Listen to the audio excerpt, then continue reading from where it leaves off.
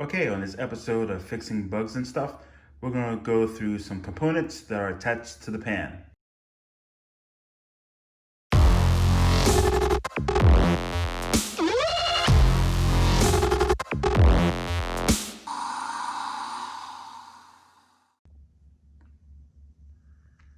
Okay, everyone, I'm going to start getting into the components of the pan itself.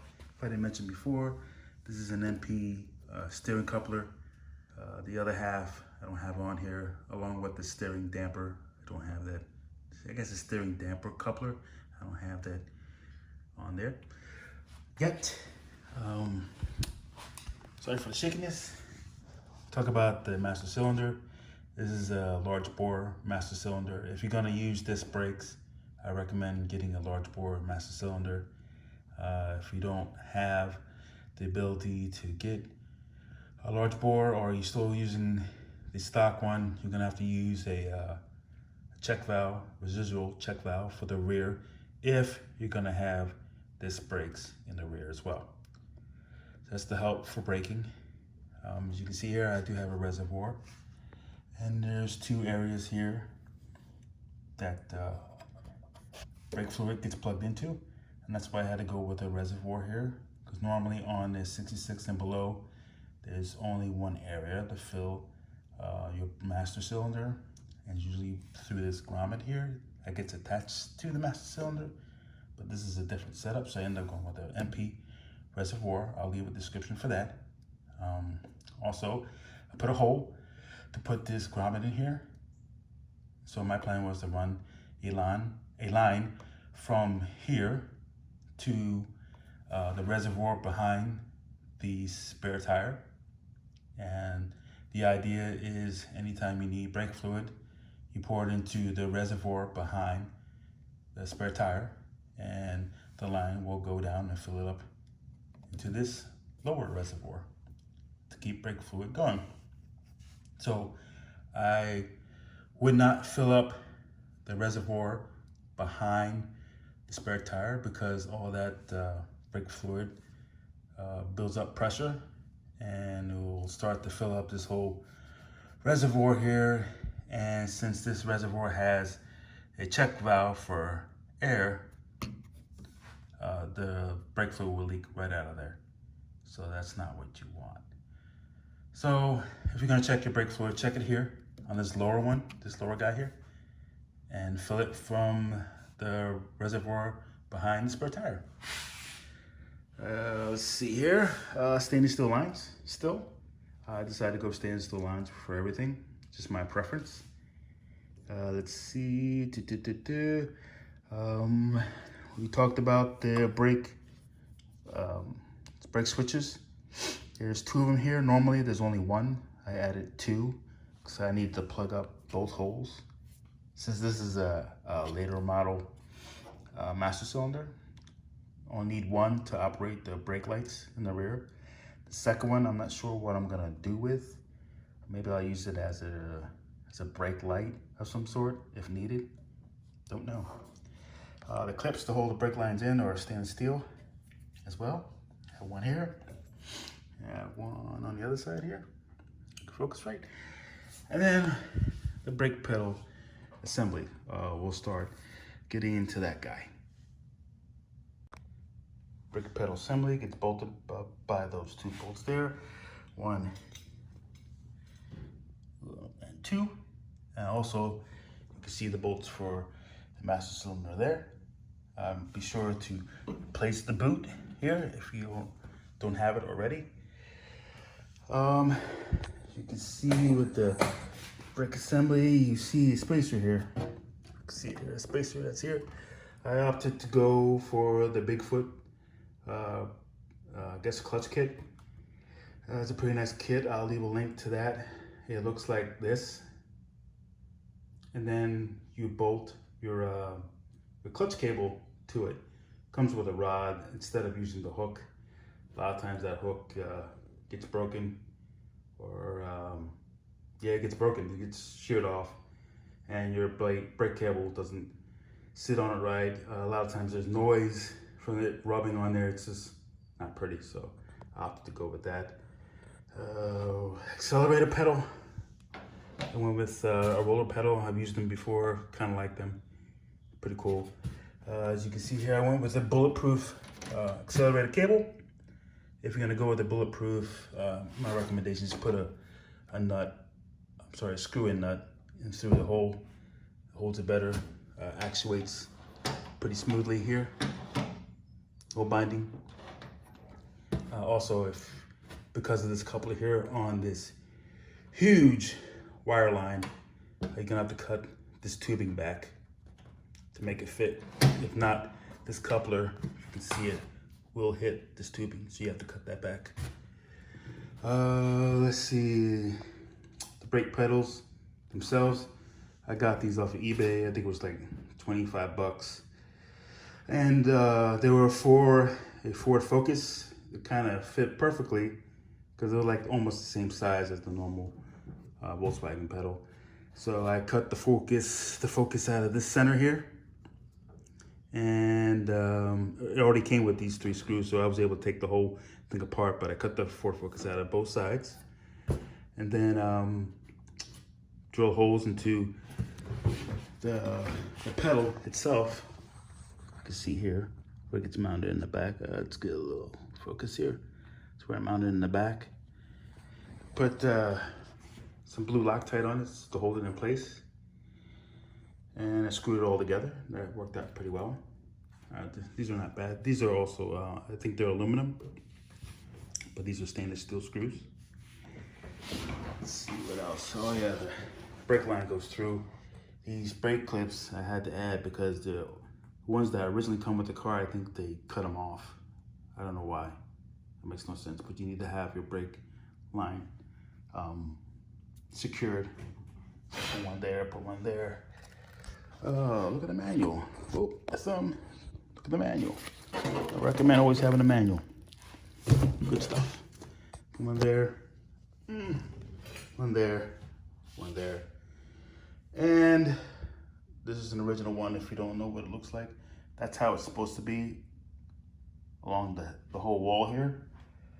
But I think the previous owner cut them off, which doesn't make any sense to me. Or they broke off. Anyway, getting back to the shifter, I recommend replacing the shifter coupler inside here. It's some kind of, I don't know if it's nylon or acrylic, I don't know what it is. They tend to break and wear out. And you'll hear the rattling as you go down the road. Besides, it doesn't shift very smoothly. But since I put a new one in here, this is pretty good. Shifts pretty nice.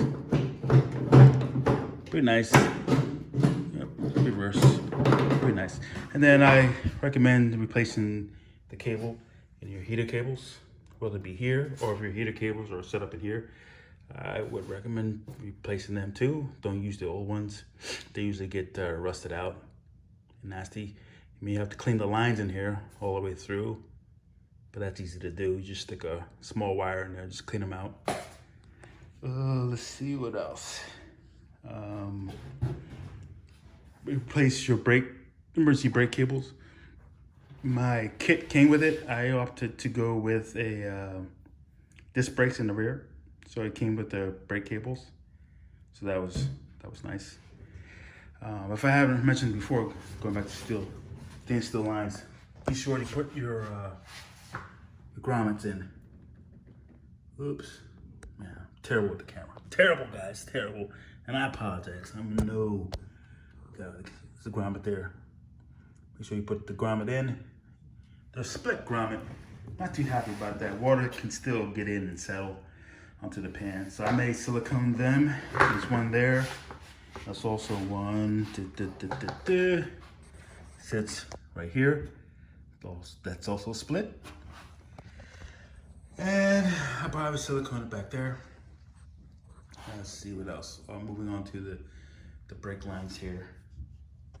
Here's your T on your brake lines.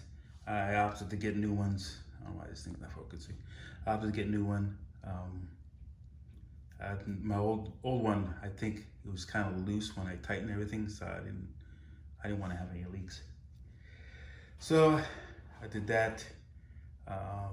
There's my emergency brake cable. Before we get to that, let's open this cover.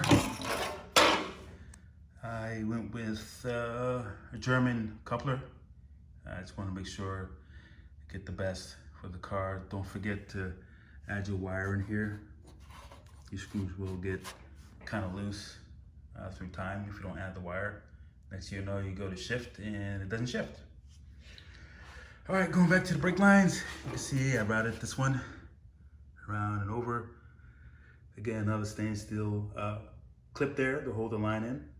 There should be another one on this side, stainless steel clip to hold that line in. And don't forget your rubbers here. This is for the Bowden tube and for your accelerator.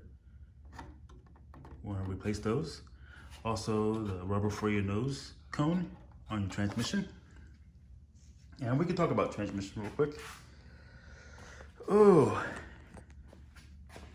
this video is not boring. I hope it's not boring. Hope I can get this focus right. Goodness gracious. All right, we'll focus. So I went with Benco Racing for the transmission. And it seems to be, it came in pretty quickly. I think it got within a week or two. Talked with him, great guys to talk to. I'll leave the link below on everything that I'm talking about today. Easy to put together, real nice, real clean. They painted everything. It was like a brand new transmission, brand new. As you can see, it shifted earlier, it shifted nicely earlier. So again, Benco, good guys. Let me show you the back of here too. It's all nicely done, brand new.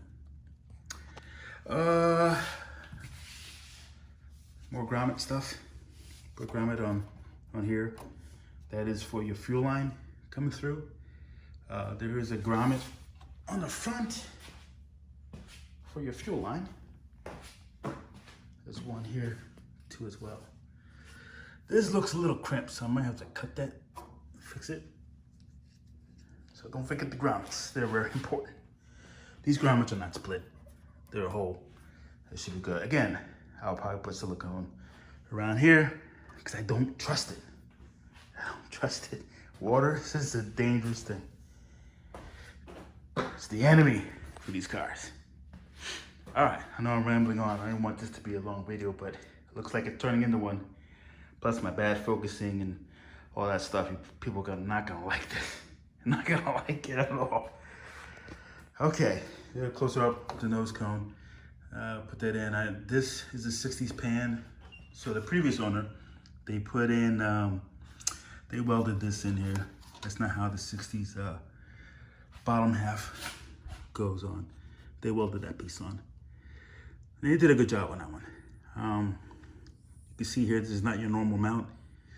This is your Rhino mount from CB Performance. Kind of thicker. And you have to use a different kind of rubber to impregnate it into it. It's pretty nice. You show it here.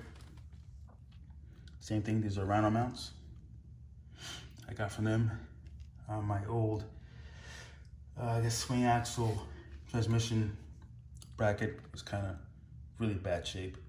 So I went with this one. This is iridized. I'm sure this is metal, but it's iridized.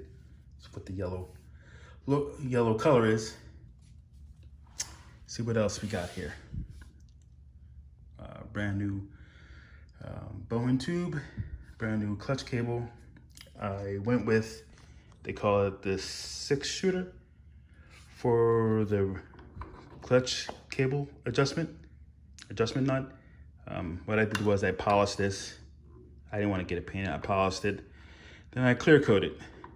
So it should stay shiny as long as it doesn't get scratched up. Let's see what else here. Our brand new boots. Putting this, these are long axles. Putting these long axles in together with this transmission was pretty good. Pretty good. Again, no issues at all. These urethane bottom stoppers I had to kind of like grind them down to make them fit. So I think I got those off of Amazon. These are your stock. I think they're MPs. Yeah, they're MP stock shocks, rear stock shocks in the back here. Let's see what else. Moving around. I guess I should have done a video of how I put the axles together on the transmission, but I just ran out of time. It was just crazier. So, also, this thing here, if you see on the axles, there was no provisions to have this line go through it, clip into. I think somebody cut them off, or way back when I think Volkswagen did have these clamps. But I ended up ordering these clamps from overseas. They're stainless steel as well. It's the only place I could find them. I think it was like 50 bucks for both sides here. Okay. Getting to the emergency cable. This is from CB Performance. Their rear disc, the rear disc 5, wide 5 they call it.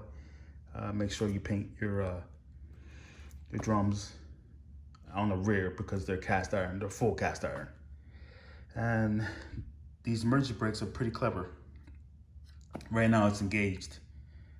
So this car is locked up, but what it does, it pulls this in here and it squeezes the caliper together, or actually the brake pads together. It's pretty neat. Oh yeah, the reason I bought two stainless steel brake lines.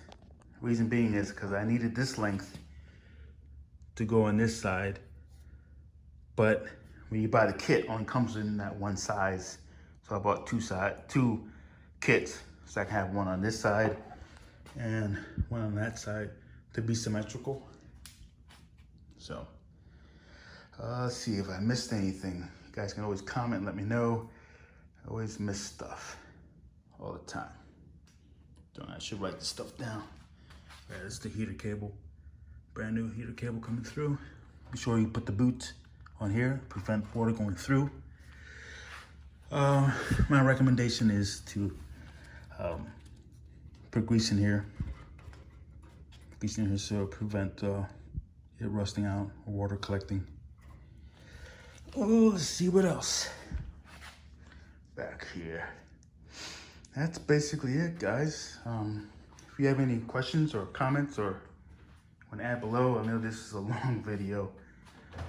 Sorry about that. I was gonna break it up in pieces, but I think it'll help doing it this way. So let me know if you have any comments, and if you can like and share, I appreciate it. Thanks for watching.